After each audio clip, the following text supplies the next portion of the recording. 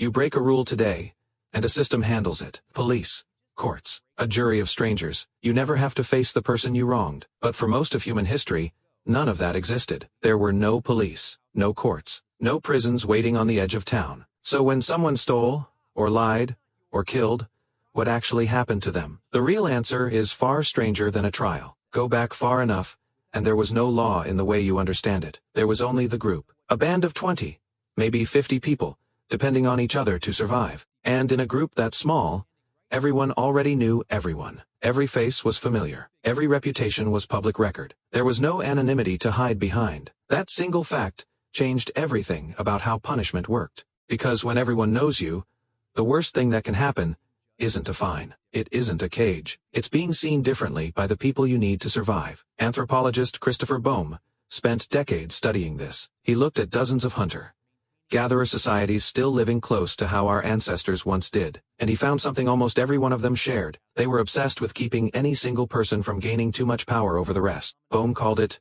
reverse dominance hierarchy. Instead of a strong leader controlling the group controlled anyone who tried to become too strong. So picture it. Someone hoards meat instead of sharing it. Someone bullies a weaker member. Someone breaks the unspoken rules that keep the band alive. What happens first isn't violence. It's mockery, gossip, jokes at their expense. A subtle shift in how people look at them around the fire. It sounds small. It wasn't. In a group where your survival depends on cooperation, being laughed at is a warning shot. It says, "We see what you're doing, and we don't approve." Most people corrected their behavior right there, because the alternative got worse. If mockery failed, the next step was criticism, direct and public. Someone would say it to your face, in front of the others. No privacy, no quiet correction. Shame delivered where everyone could witness it. And if that failed too, ostracism. You'd simply stop being included. No one would share food with you. No one would talk to you. No one would defend you if danger came. In an environment where a single person, alone in the wilderness, had almost no chance of survival,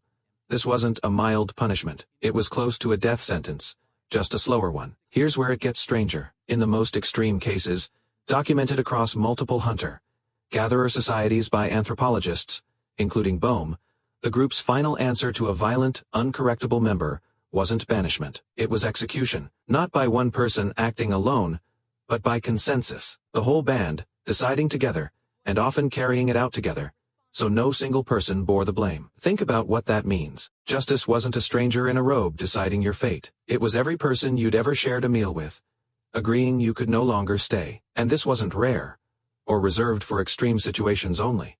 Bohm's research suggests these mechanisms, mockery, criticism, ostracism, and in the rarest cases, execution by consensus, showed up again and again across unrelated hunter-gatherer societies on different continents, with no contact between them. That's important. It means this wasn't one culture's unusual custom. It looks like a shared human pattern.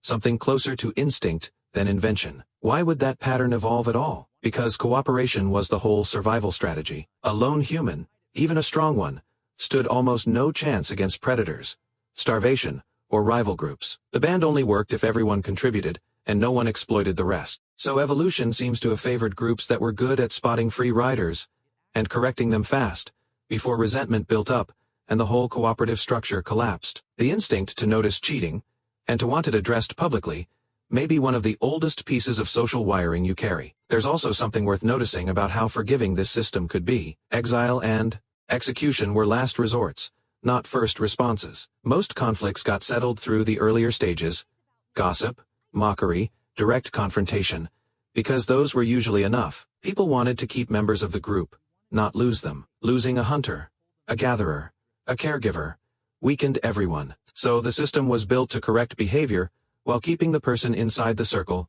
whenever possible. Only repeated, dangerous, uncorrectable behavior, escalated all the way to removal. Now step forward a few thousand years, to the first cities, and the first written laws, and the logic starts to look almost the opposite. The Code of Hammurabi, carved into stone around 1750 BCE in ancient Babylon, is one of the earliest detailed legal codes we've found, and it introduced something the small hunting band never needed: precision. An exact punishment, matched to an exact crime, written down so it couldn't shift with someone's mood or grudge. You've probably heard the phrase, an eye for an eye. That's Hammurabi. But the code went much further than that single line suggests. Punishments varied, depending on who you were, and who you'd wronged. A crime against a wealthy citizen could bring a harsher penalty than the same crime against a servant. Justice, for the first time, was starting to be shaped by status. Why the shift? Because the group had gotten too big for gossip to work anymore. In a village of thousands, you can't rely on everyone recognizing everyone's face. You can't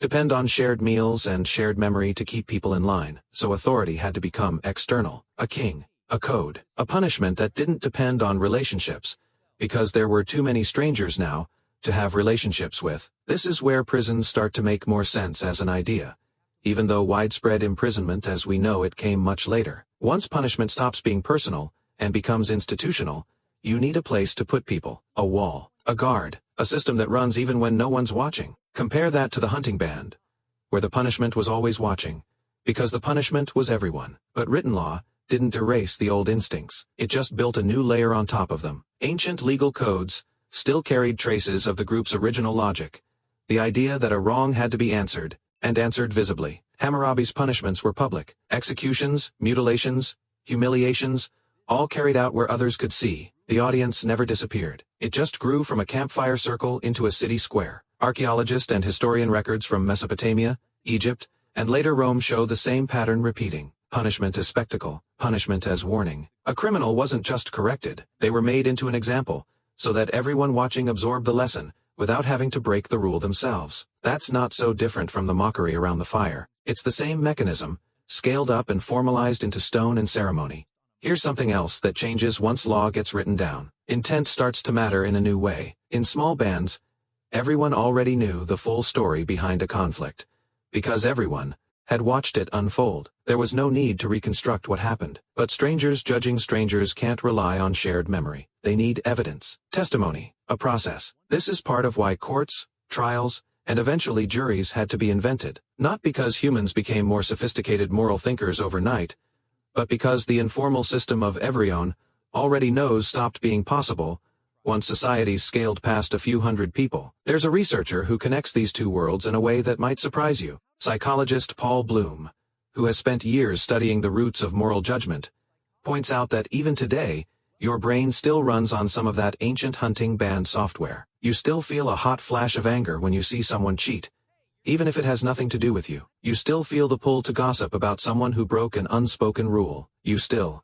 on some level, want the group to see what they did. That's not a coincidence. That's tens of thousands of years of social punishment, still humming quietly underneath a legal system built on paperwork. Sociologist Emil Durkheim, writing over a century ago, argued that punishment was never really about the individual offender at all. It was about the group. Every time a community punished someone, it was reaffirming what it believed was right, reminding everyone watching where the boundaries stood. Durkheim thought this held true whether you were looking at a tribal council or a modern court. The method changes. The underlying function, drawing a line and defending it in public, doesn't. That idea helps explain something strange about punishment today. Why does a scandal still spread faster than a quiet correction? Why do people feel compelled to comment, to share, to weigh in on someone else's mistake, even when it costs them nothing to stay silent? Because some deep part of the social brain still treats visible judgment as necessary, not optional, necessary. The same way it was necessary around a fire 40,000 years ago,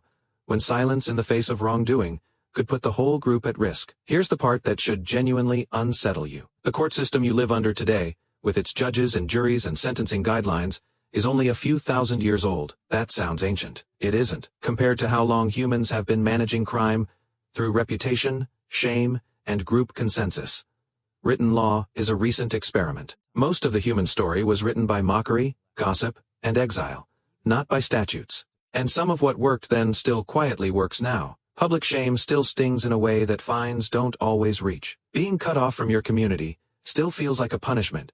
Your body understands at a level deeper than logic. When your name gets dragged through a group chat, or when everyone at work suddenly knows what you did, something in you reacts the exact same way a person in a Paleolithic band would have reacted to a room going cold and quiet around them. You didn't invent that reaction, you inherited it. So the next time you feel that jolt of second-hand outrage, watching a stranger get called out online, or that flush of dread imagining your own mistakes becoming public, understand what's actually happening. You're not overreacting. You're running code that's older than cities, older than kings, older than the very idea of a courtroom. Code written by small bands of people who had exactly one tool for keeping each other in line: making sure everyone was watching. And in a way, nothing has really changed. You still live inside a system that hands out punishment. It's just far bigger now.